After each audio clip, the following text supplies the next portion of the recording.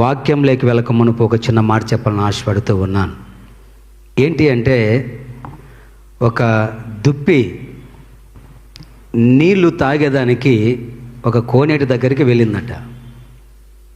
కోనేటి దగ్గరికి వెళ్ళి నీళ్లు తాగాలని తను మరి ఆ నీటి ముందుకు వెళ్ళి తను మూతి ఎట్లా పెట్టింది.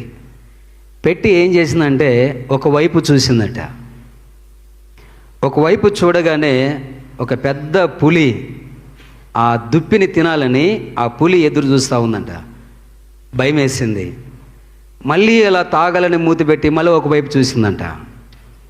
వేటగాడు బాణం పట్టుకొని దాని వైపు గురి పెట్టున్నాడంట. ఇది దాన్ని చంపాలి అని. ఇంకా భయం వేసింది. సరే, ఒకవైపు చూస్తే పులి ఉంది, ఒకవైపు చూస్తే వేటగాడు ఉన్నాడు. నేను ఎలా తప్పించుకోవాలని చెప్పి అది వెనక్కి తిరిగి వెళ్ళిపోదామని వెళ్ళేసరికి ఒక పెద్ద లోయ ఏముంది, పెద్ద లోయ. ఇటువైపు చూస్తే పులి ఉంది, ఇటువైపు చూస్తే వేటగాడు ఉన్నాడు, వెనక వైపు చూస్తే ముందేముంది. ఎట్లా ఏమి చేయాలో అర్థం కాలేదు దానికి.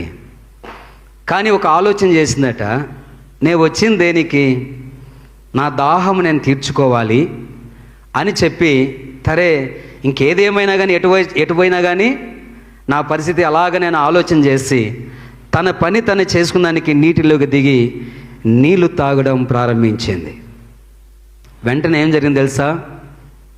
ఆకాశం ముబ్బైపోయి ప్రచండమైనటువంటి వర్షం పడడం ప్రారంభించింది. వేటగాడు వెళ్ళిపోయాడు, పులి పారిపోయింది, తను చేసుకున్న పని తను చేసుకుని వెళ్ళిపోయింది. ఎందుకు మాట చెప్తానంటే, దేవుని సన్నిధికి వచ్చిన మనందరము కూడా దేవుని సన్నిధిలో మనం కూర్చొని మనం ఎందుకు వచ్చాము, దేవుని సన్నిధిలో దేవుని వాక్యం వినదని మనం వచ్చాం. మన హృదయ ఆలోచనలన్నీ ఒకవైపు కష్టాలు, ఒకవైపు శ్రమలు, ఒకవైపు సమాధానం లేదు, ఒకవైపు శాంతి లేదు.